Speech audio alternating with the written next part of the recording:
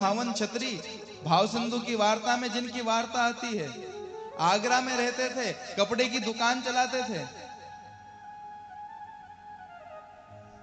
लेकिन ठाकुर जी की ऐसी कृपा हुई, बोले मुझे तो गोकुल जाना है।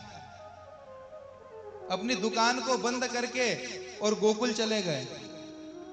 गोकुल में जाकर के महाप्रभु जी के पास में पहुंचे। महाप्रभु जी ने वैष्णव जान करके, अधिकारी जान करके और गज्जन धावन छत्री को ब्रह्म संबंध दिया और नवनीत प्रिया जी की सेवा पधरा दी। गज्जन धावन से कहा कि गज्जन धावन तुम जाओ और वहीं आगरा में रह करके ठाकुर जी की सेवा करना। बोले नहीं नहीं महाराज, अब हम तो आपसे दूर नहीं जाएंगे। अरे गज्जन धावन, मैं और नवनीत प्रिया जी दो ही अलग अलग थोड़ी हैं, हम दोनों तो एक ही स्वरूप तो हैं।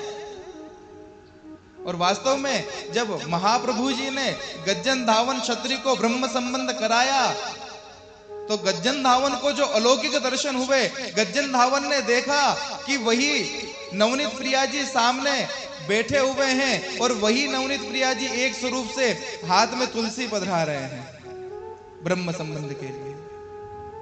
तुरंत बात समझ में आ गई। नवनीत प्रिया जी को पधरा करके और आगरा आए।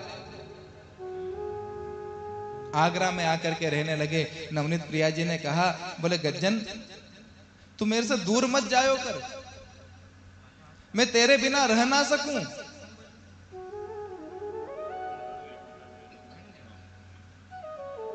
गज्जन धावन ने अपनी दुकान बंद कर दी। जितना भी सामान था सब बेच करके और जितना भी द्रव्य आया वो सारा द्रव्य श्री ठाकुर जी की सेवा में लगाने लग गए। एक नौकर रख लिया। बोले गज्जन जो भी सामान चाहिए किसी नौकर से मंगवा लेना, तू कहीं बाहर मत जाना। जो सेवक सामग्री इत्यादि लेकर के आते थे उसी से श्री ठाकुर जी की नित्य प्रति सेवा करते थे।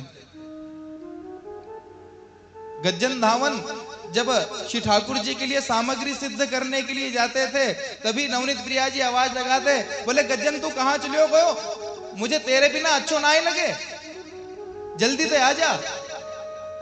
गज्जन धावन आदि सामग्री छोड़ करके और नवनीत प्रिया जी के पास में आकर के बैठ जाते हैं। कितनी सानुभावता जताई है।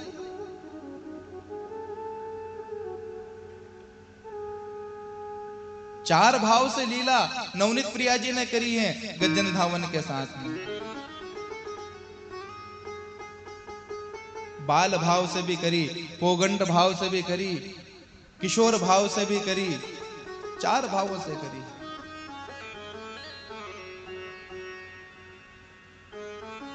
एक दिन नवनीत प्रिया जी ने कहा, बोले मैं तो महाप्रभु जी के पास में जाऊंगा।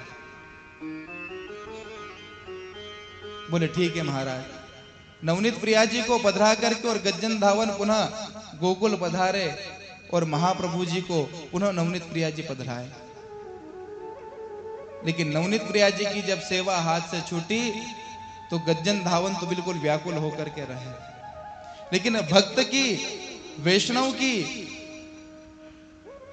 के मन में जो श्री ठाकुर जी से मिलने के प्रति जो आरती उत्पन्न होती है वो ठाकुर जी भी कहां सहन कर सकते हैं। ठाकुर जी तो कहते हैं तू आवे पग एक तो मैं आऊं पग 60। अगर कोई मेरी तरफ एक कदम भी चल करके आता है तो मैं तो भाग करके और 60 कदम चल करके आता हूं। बताओ इतना कौन कृपालु होगा। परम कृपालु श्री वल्लभ नंदन। लेकिन वही कहते हैं तू जो कर्रो काठ को तो मैं लोहे की लाट।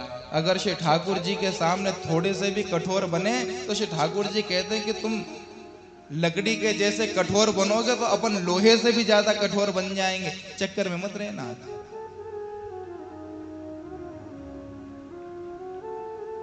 एक दिन गज्जन धावन रात में सो रहे थे। अचानक से बड़ी जोर की प्यास लगी, लेकिन देहाशक्ति नहीं थी, देह में इतनी शक्ति नहीं बची थी कि खुद उठ करके और जल पी सके।